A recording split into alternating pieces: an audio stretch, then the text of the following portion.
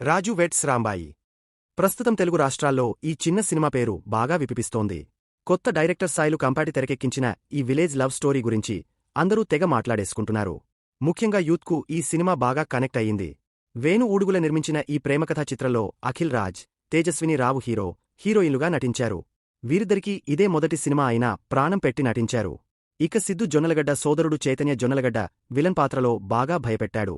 సినిమాలో అతని నటనే హైలైట్ అని చెప్పుకోవచ్చు.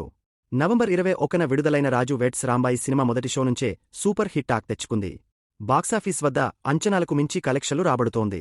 చాలా తక్కువ బడ్జెట్తో తెరకెక్కిన ఈ రూరల్ లవ్ స్టోరీ ఇప్పటికే 14 కోట్ల రూపాయలకు పైగా కలెక్షన్లు రాబట్టిందని ట్రేడ్ నిపుణులు అంచనా వేస్తున్నారు.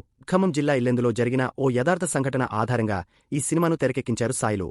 కొత్త డైరెక్టర్ అయినా తన మేకింగ్ స్టైల్తో అందరి దృష్టిని ఆకర్షించాబడి యంగ్ డైరెక్టర్. కాగా ఇప్పటికీ ఈ సినిమా థియేటర్లలో హౌస్ఫుల్ కలెక్షన్లతో రన్ అవుతోంది. ఇదే నేపథ్యంలో చాలామంది ఈ సినిమాను ఓటీటీలో చూడాలని ఆసక్తిగా ఎదురు చూస్తున్నారు. అలాంటి వారి కోసం ఓ ఇంట్రెస్టింగ్ అప్డేట్ వచ్చింది.